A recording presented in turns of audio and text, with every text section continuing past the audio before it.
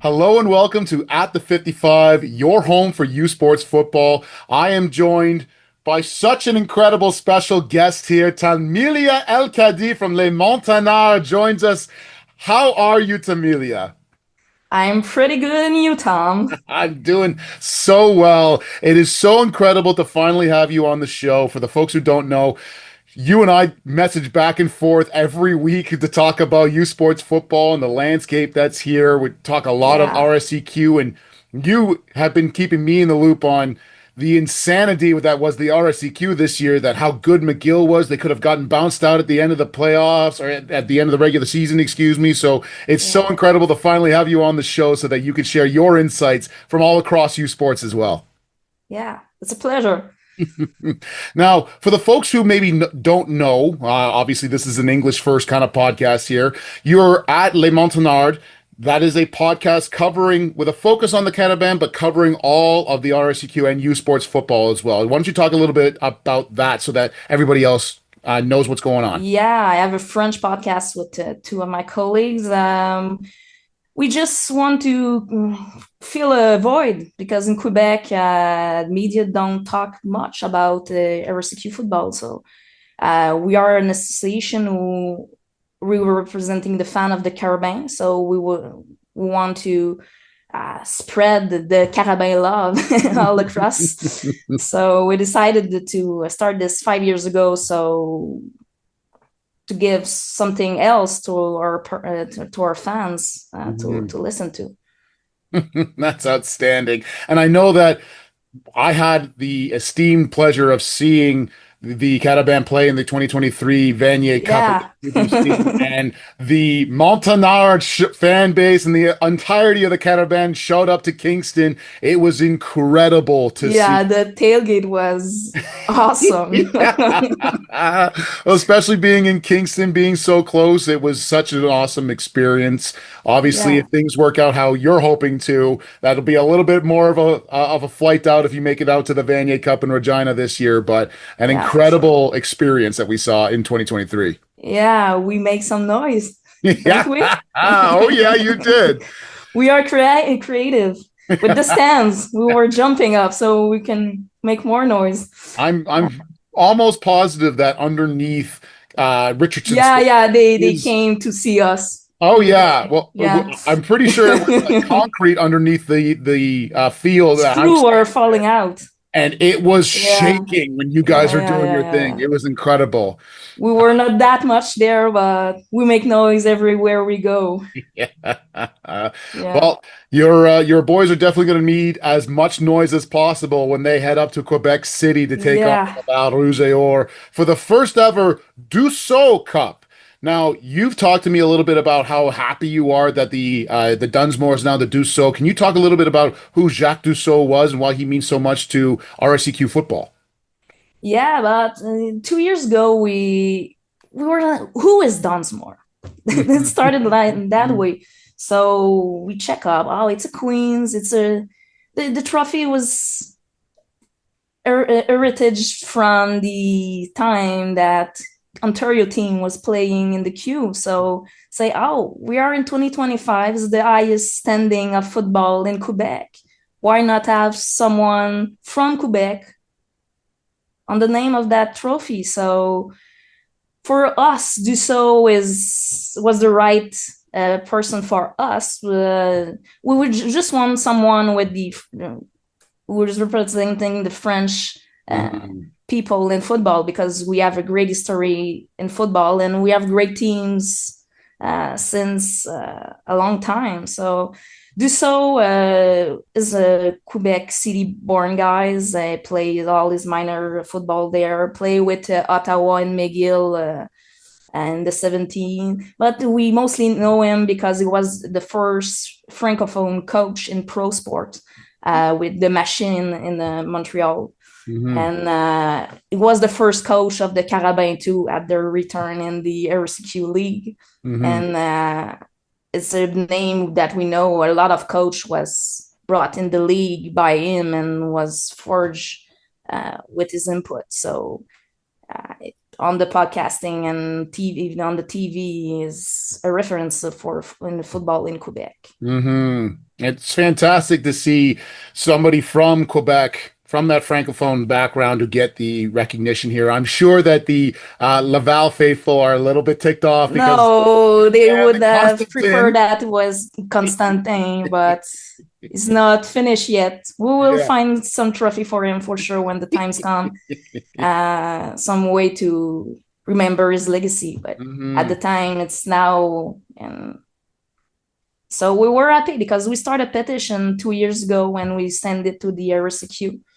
And we had the surprise on the first game at the Sepson this year that the trophy changed names. So we were pretty happy of the situation. Yeah, I would say so. Yeah. Oh, that's outstanding. Well, that's a little bit of the history behind the change in the Dussault Cup. But Yeah. before we get into the matchup that's there, especially somebody like yourself who's been watching all of the RSEQ throughout, going into this year in particular, you now no Jonathan Senecal anymore for the Carabin, and No. have a couple of rookies who are going back and forth here. So when you find out that it's Pepe Gonzalez who is going to be out starting for your Carabin, is there apprehension there because he's a rookie as he's going in? What are your initial thoughts before the first snap happens?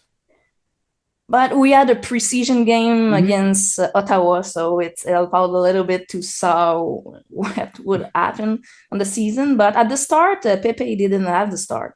hmm The preseason game and the first game of the season, they all are alternated. Each sequence in the offense was either Pepe or Ralph Canal Charles, who was the veteran QB for us.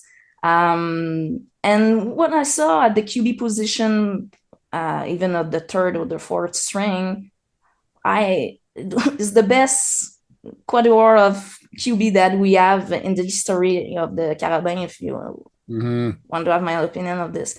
But we lost a bit in this interseason. We lost Ojo, we lost Farinaccio, we lost a lot of the big name who were making all the news when you saw clips of the game. So we knew that we have the backup and the people to step up. But for us, because all the veterans was on the field all the time, we didn't know if they were ready for the challenge. So it was a good surprise at the beginning of the year to saw that most of them were ready to step up.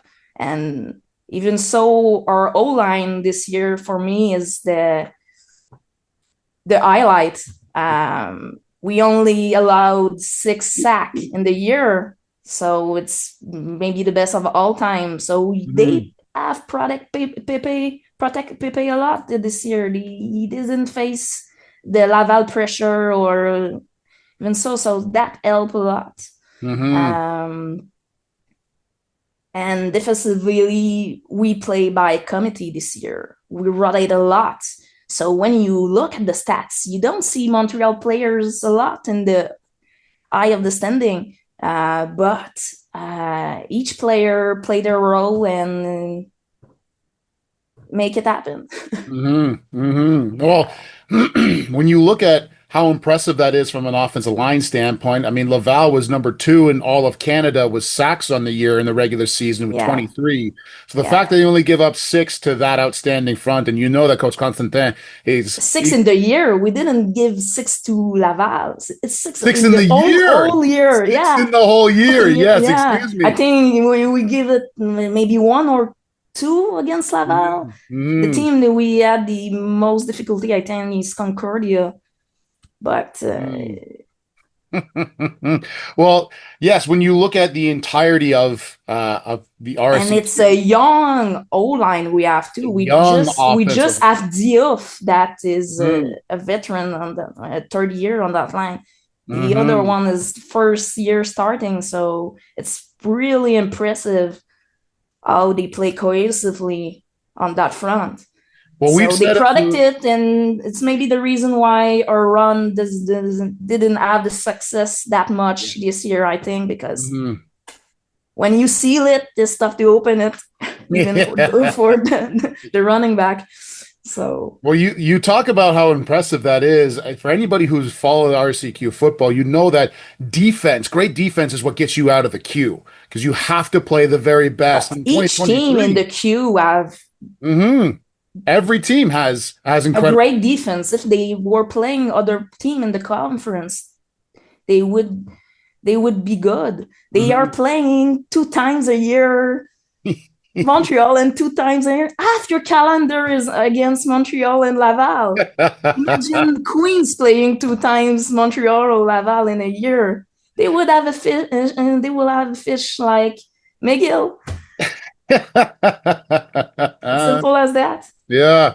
Well, it's an incredible feat that your team has been able to really pull off here, and the entirety of the RCQ, Yeah, obviously what Laval is doing there as well. But just to bring it back to what what Pepe has been doing this entire year, he finishes the regular season averaging he broke 285 yards. Senecal's record. Yes, he broke Senecal's record. He threw 19 Yeah, touchdowns, so just 8 interceptions, averaging yeah, 285 passing yards. Now, you talk about how important he is, obviously, in an offense that doesn't run the ball as effectively as they throw, and what the receiving core like Doso and the rest of those guys mean yeah. to. The veteran squad there have pulled up their game Mhm, and were for mostly of the season were healthy. So that's mhm, a lot.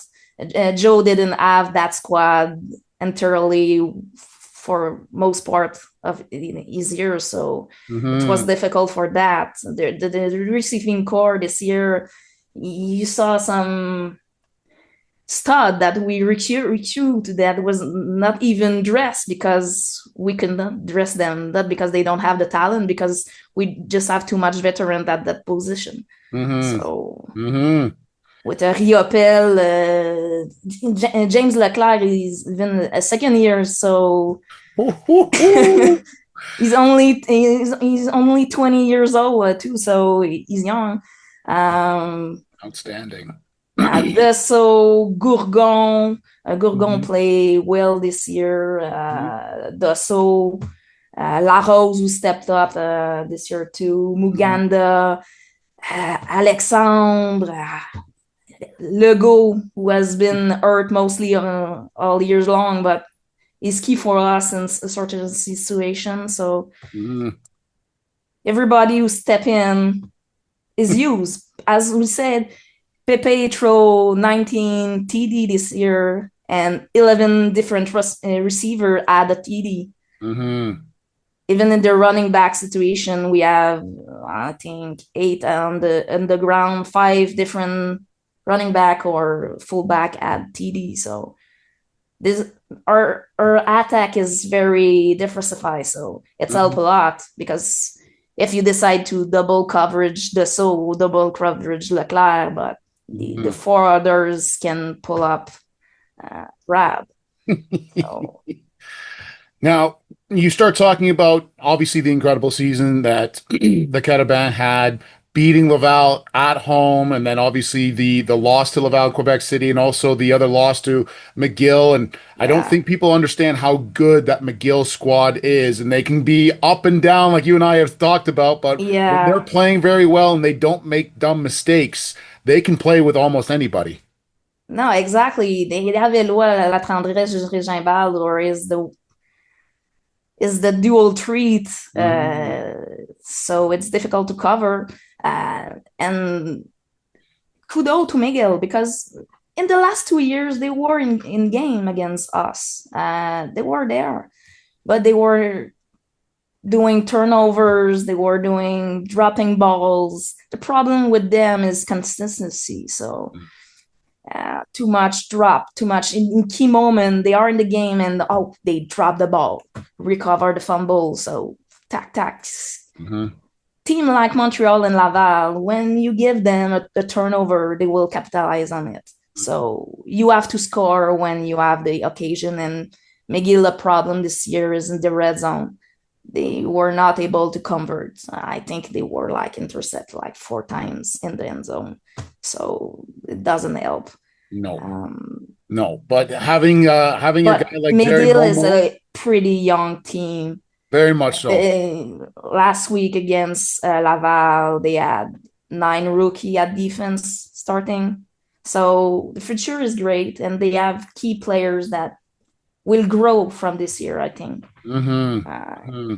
if they can recruit a good kicker, good punter, it will help because it's a three-phase football.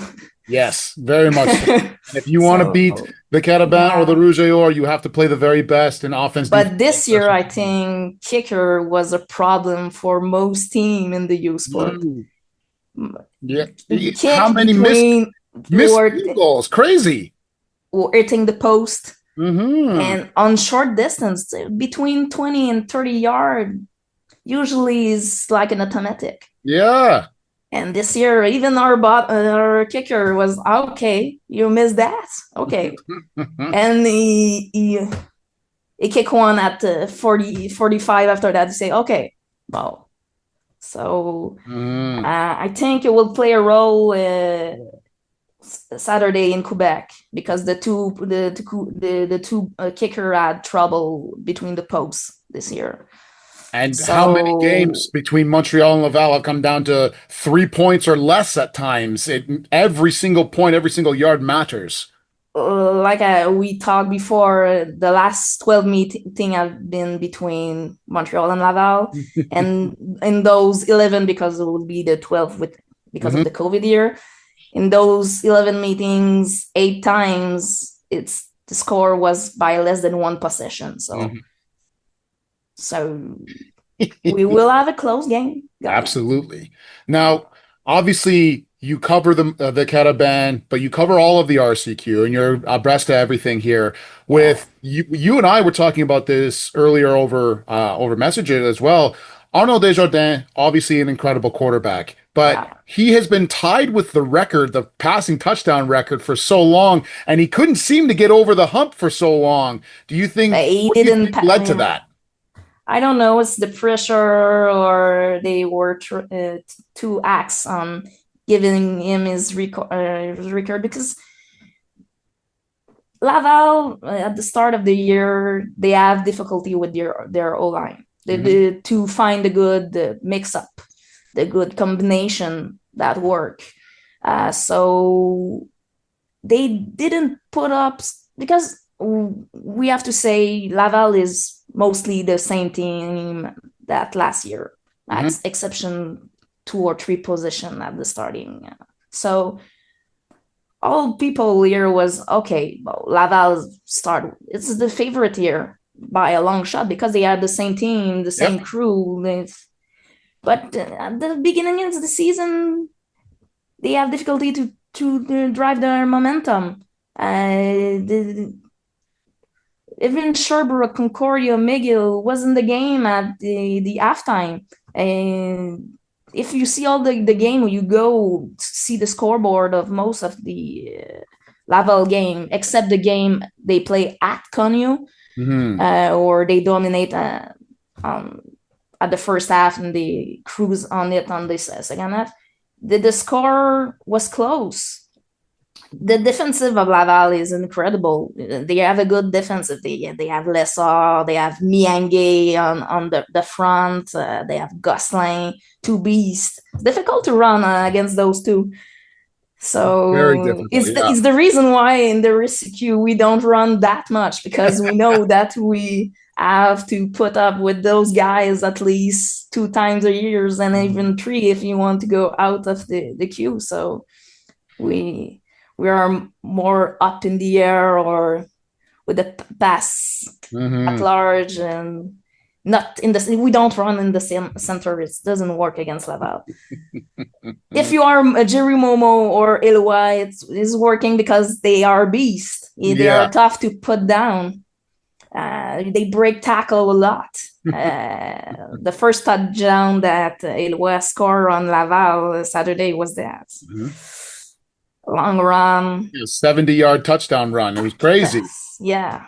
So 14-0 in the first quarter for McGill. It was a wild start, but even Ilwa next year will be the not for sure, but have good chance to break out the most TD Mhm. for running back in once in a career. Mm-hmm. and he's a Mm-hmm. QB Yeah. in the RSEQ. So that is mind blowing. These guy, if he were more able to just have a better percentage on the throwing side, Mm-hmm. McGill would be unstoppable. Mm-hmm.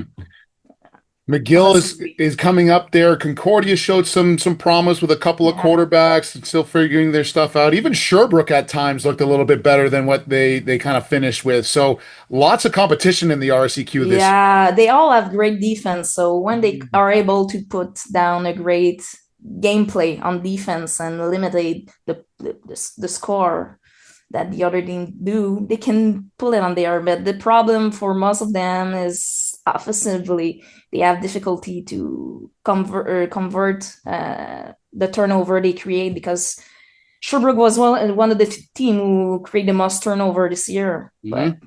they didn't score that much point on them. So Hmm. So you obviously we get through. You get through Concordia to get here. Laval yeah, gets through McGill, and you, the Cataban look very impressive getting through Concordia. And obviously, looking back on the entirety of this year, how important was that win against Laval at home to start things off for you? Obviously, you had a few games before that, but to get that win 38-28 at home, I believe it was week 3, week 4. That yeah, that sets you off on a very strong foot for the rest of this season, gives you that confidence that you can beat the yeah. We see the Laval. potential in the first two games against Yeah. Sherbrooke and against Connew. Um, we have great victory, blowout, call them like Mhm. that. And we knew that Laval was the test that, oh, that offensive is that good or not. So they start strong that that game. Mhm. Mhm. And Pepe was cool like a cucumber. Yeah. Our first half of the game was pretty good on the three side of the ball. Mhm. The second half, we started to give them yardage, and they came back. And Yeah. at the fin, well, it didn't cost us the Duso at home because we lost at McGill, but it could have. Mhm. So Mhm. for that, they wake up that, oh, we can put great number, but we also don't have to. We have to put the pedal for all game for 60 minutes. And Mhm. I think the problem for us and Laval this year there is that we didn't play that much 60 old minutes. We played Mhm. 45 minutes well, and the other teams came back or concentration problem. I don't know. Mhm. So it will be key Saturday between those two teams. Play a 60 old minutes. Mhm. If it don't do turnover like you did the last game at Quebec City, Yeah. it was a shit show that game. Turnover by turnover, and people cannot score on them. Mhm. Mhm. The two offense, Laval didn't put up a TD in this game. Fortiza missed two field goal, I think, in this game. Mhm. So the score could have been different. But we step out of that game and said, oh, we could have won that game. So for us was, okay, we play wrong, they play wrong, but the two defense each side played well. Mhm. So for the two team, I think it was motivational for the rest of the season because uh, by time this year, the two defense have some problems. Not the same. Us, we had problems in the middle of the season with our D line. McGill was running like hell through Mhm. our three front. So injury at that time didn't help, but McGill had a great game plan and good for them. They capitalized on it. Um, Now, defensively, we are. healthy as we can be at this time of the year. We don't have that much key player that will be missing the matchup. We have some injury on the receiving core, but with the depth we have, I don't think it will be a problem. The key for us will be able to just run a little bit more. If we can came close to 100 yard of running, it will be good, I think, because the last 5 times we met with Laval in the Dunsmore Cup, Dussault Cup, only one time we run for more than 100 yards, so we will not make miracle.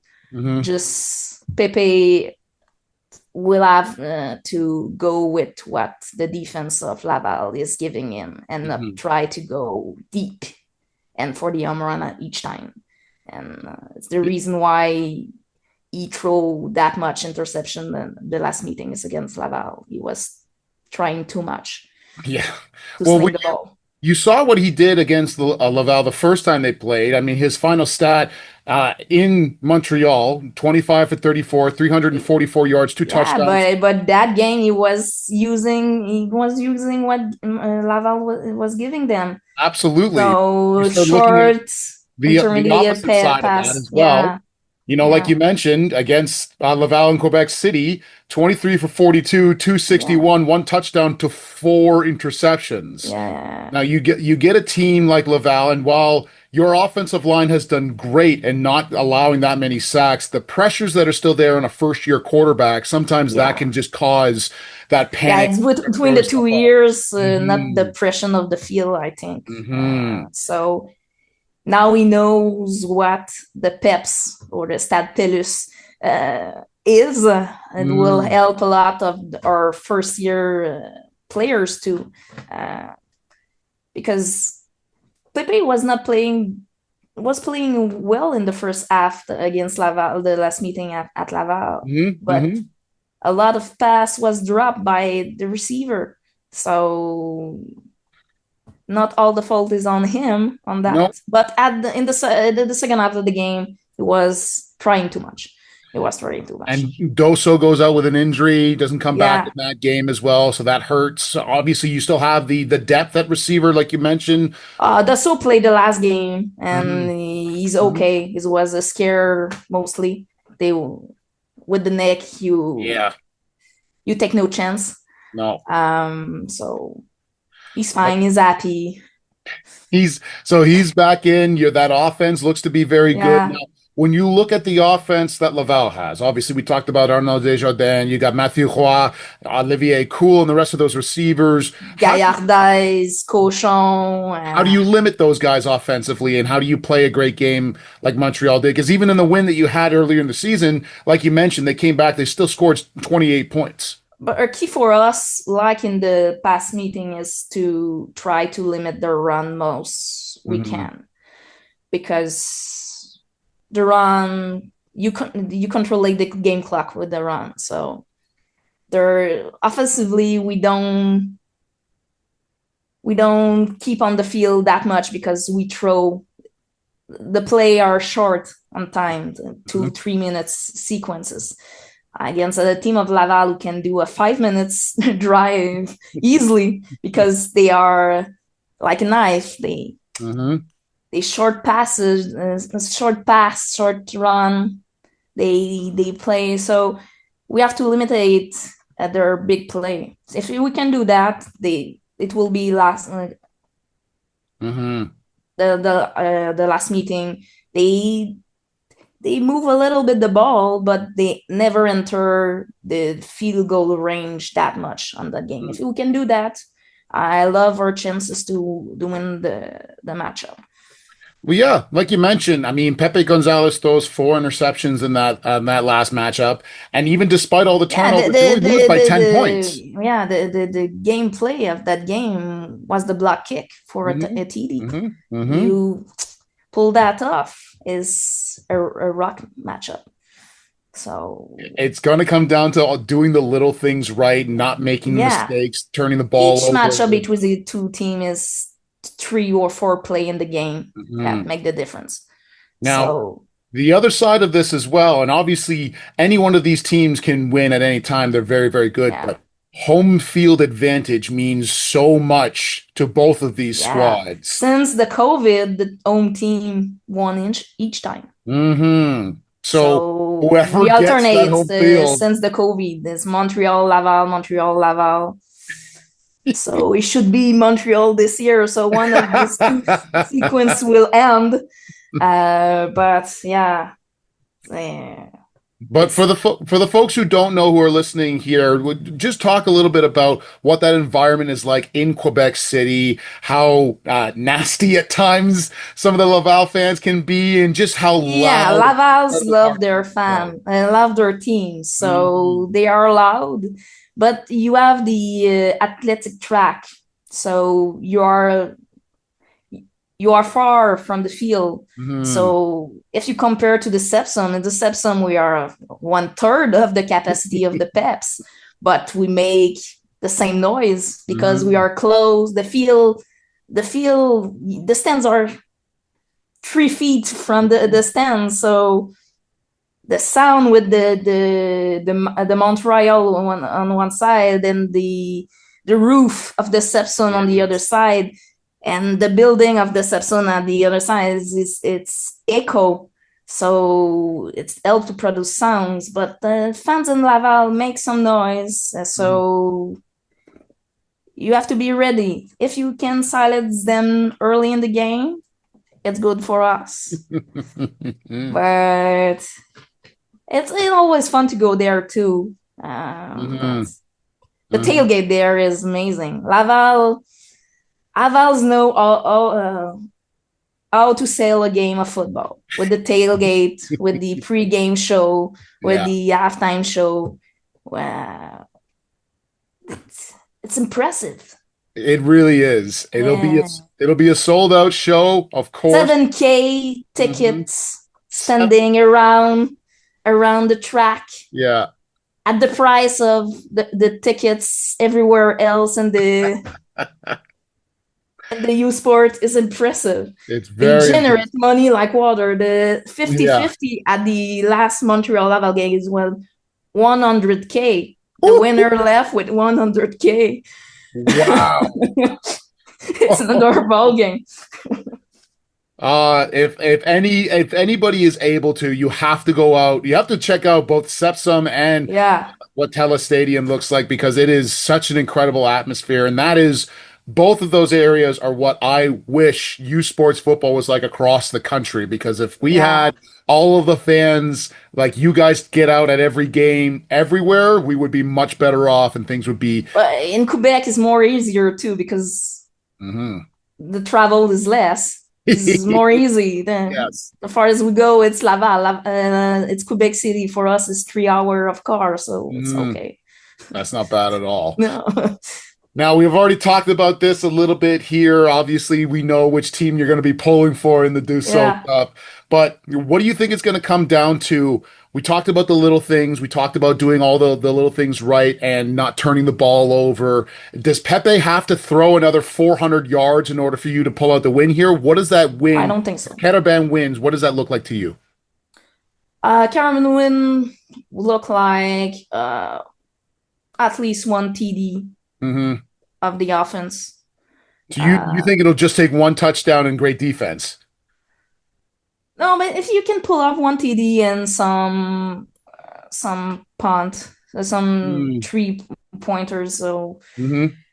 because I think the key there will be either for Forteza or Boyer will come by their leg.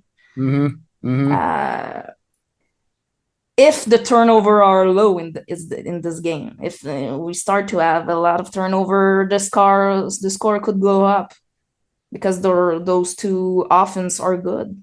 Mm-hmm. Even though the Laval defense have a Lessard or a Benoit in the last week or Champagne or whatever, they Mm-hmm. have a good core defensively. So if we can eliminate the turnover and capitalize on our good field advantage, I think we are in a good position. Mm-hmm. Um, but the same goes for Laval too. I think Laval could use Jeremy Ouellet, who is the second QB Yes. for the second QB dress for Laval,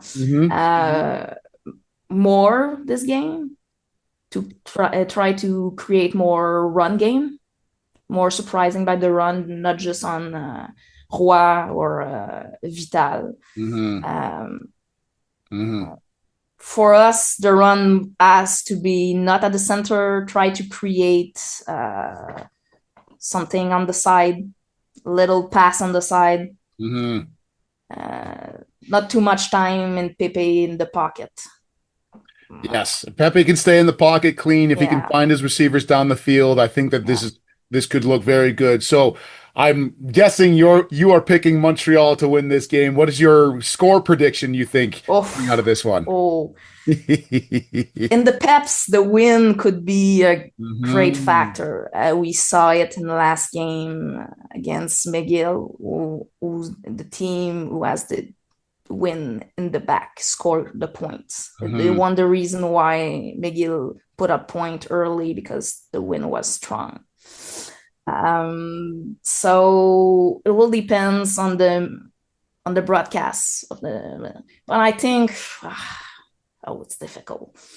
18-14, 18-15. 18-14-4. But I have to go with Montreal. My heart has to be with Montreal. But for me, it will be a coin flipping this game. Yeah. It'll come down to one or either team. Sure. The two has good team. If they go out of Quebec, they will have a long run. I think so, because we have the OUA. So yes. So it's helped a little bit. I think this is going to come down to a one-score game, like you had mentioned before. Yeah. And with the back and forth from what I've seen so far, I will have to take the Laval Rougeois. I don't mind. Myself. Take it. But I will say, I think the final score is going to be the first game of the season. Everybody say Laval. So, but this game, Montreal love to be the underdog. We talked about the home record. That means something. But we are 5-6. The last 11 meeting. So we don't know. We could be. You don't know. You don't know at all. But we've just looked at the Dussault Cup. Quickly, I want to take a peek at everywhere else across the country as well. I want to start in the Hardy Cup, where you see the Battle of Saskatchewan between Regina and with University of Saskatchewan. What are your initial thoughts going into that game from everything that you've seen so far in the Can West? The QB situation in those two teams. Pelletier, who is the only play on the shortage situation now for Regina. The other QB does well. Same thing at Saskatchewan. We have not seen Amon Rod for 1 month now. Yeah. He played 5 even though he's able to play, do you put him in? You would have to, because he has the experience, but the young guys has done the job for them between the absence. He did well. He did well. He's had one game where it's been close, but the other, they play well. He's had a few interceptions in most of the games that he's played, but when you're thrown to a guy like Daniel Weeb, and when you've got a guy like Riker Frank that can go 100 yards like he did last game, that helps out a whole lot. I think if Anton Ammonroot is back, I think this is Saskatchewan's no matter what. But if Jake Farrell is in there, and if Regina can play well, the other aspect of this that's so important to think about, Regina's run game has been great with Marshall Erickson. Marshall Erickson is out for the season with an Achilles injury. Ouch. So it'll be Christian Katende who's going to be running the ball. And while he's great... He had a great season, but he's not... So for this one, myself, quickly, I'm taking Saskatchewan to win this one. The game is on home field. So it will be rough for Regina, but it's cool that the two teams of Saskatchewan are in the Hardy Cup, because the Vanier Cup is at the Mosaic Stadium. So You've got the Battle of Saskatchewan and the Hardy. You've got the Vanier Cup that's in Saskatchewan. The Rough Riders are hosting the Western Final Yeah, against the Montreal exactly. Lions, and the Saskatoon Hilltops are doing well in the And CJFL as well. if you are in this region, go see the match. Yes, you have to Buy go. ticket for the Vanier Cup. They are $20 the ticket. They are less than my cost of my ticket each game at the Carabins. It's ridiculous. Yeah, it's going to be a Yeah, fantastic atmosphere. Now, yeah, traveling into the OUA where I live, the Yates Cup happening between the Laurier Golden Hawks and the Queens Golden Gales here. Battle of two teams. I think everybody, if they had their money on it, was going to say Laurier versus Western, yeah. but the implosion that Western happened and seeing Queens, what are your initial thoughts as somebody outside of the OUA watching this? On the season or on the matchup? Both. Both. Okay. On the season, I watch almost every Western games. Mm-hmm. So this year I found them shaky, Yes. very shaky, and I was surprised because when you check your line, their lineup is Mm-hmm. veteran squad. So their QB luck has an awful year Mm-hmm. for a standard. Mm-hmm. So that, but the most impressive was Laurier because everybody was okay. Their QB left. They have Mm-hmm. a transfer. All the transfer will be on that season. You don't know when you go pick up a guys on this NCAA. Will he be able to transfer well to the Canadian football game? Mm-hmm. The three down is another ball game. So that was surprising. I think this year Laurier has a better squad than last year. I Yes. think it's Which is more complete, more diversified. So mm-hmm. for me, they are the favorite for that matchup. For me, Queens is a bit of a surprise because in the last 2 or 3 years, each time I was okay. They have a good squad. They are able to do the next step to be in the first tier of team. Each Mm-hmm. time, oh no, they are not yet there. So I Yeah. was surprised. I was surprised that they beat Windsor. Because for me, Windsor is one of the best defense of the Mm-hmm. U Sport this year. Um, their problem was offensively. Their QB was shaky by time. Mm-hmm. They didn't not help their situation on that. Um, Queens is an interesting matchup for Laurie, I think. Uh, I think it Yeah. will be a good matchup for the viewers. Um, Absolutely. When you start talking about a team and some of their strengths and the weakness, yeah, I think that Laurier and Queens match up actually really well. I think the strength of that Queens defense is in their pass defense and their exactly. secondary, Yeah. and obviously Laurier and their outstanding receiver. So I think it's going to be a really great game. But I am picking the Golden Hawks to take this one at home. Oh, yeah, yeah, for sure. For me, they are the favorite for the Vanny this year. The way they play all year around, the way they stomp hmm Western in the regular season was hmm impressive. I hmm didn't understand the fact that Western just dropped 2 positions in the standing when we dropped 2 positions for losing by 6 to Laval. For me, that loss was more significant than they were not there. hmm So I hmm think Western in the off season will have some questioning if they go to a coaching change or because since the semifinal against us in Montreal, I think this team is declining. Their recruiting is not that good too.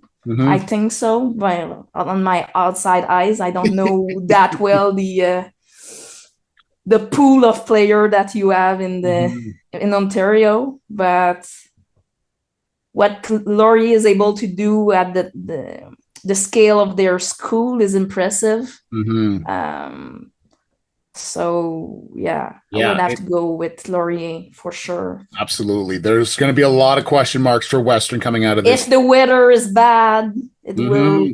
close up the matchup, I think. But Yes. Yeah. It'll come down to great run games. And then yeah. lastly, traveling out east to the Loney Bowl, we've got the St. Mary's Huskies against the St. FX X-Men. Now, watching this, the AUS, obviously there's a lot of question marks on how good is the AUS. It's been a very long But time since they've gotten it, but the the defense for St. Mary's looks really good. yeah, but the AUS in general, when they are playing each other, it's pretty good football to Yes, watch. very much so. Their style, the size of their school are all similar, so they have similar squad, Hmm. um, the same deep depth in their charts, so that is helping a lot. Uh, Scientifics has an up and down here, Hmm. but they have a veteran squad. It's Yes, the especially on yeah, that offense with Silas yeah, Fagnon, Ben Harrington, Malcolm Bussey. Those yeah. guys, they They know have to play good well. tools. They've got a lot of tools. If they can click. But their victory was not easy against Bishop last week. It Yeah, was a ending game on a field goal. yeah, The yeah, Bishop and squad did well on that game because if they are hurt a lot Bishop this year mhm. and didn't help that them No, at all for the second half of the mhm, season. But I think they get out well. mhm. They fought well on the in this game. Not the ending they wish, but No, but they Bishops played very well in this one. They were yeah, able to close the gap. It was 27-0 at halftime, I believe, or yeah, 27-3, and then the comeback within 3 points was really incredible there. So it's going to be a great game between St. FX and St. Mary's. Obviously, St. Mary's having really dominated against St. FX, and even the last game that they played in the regular season, that game was the score was close, the but only loss they have is against Scientifics, I think. hmm Yeah, hmm.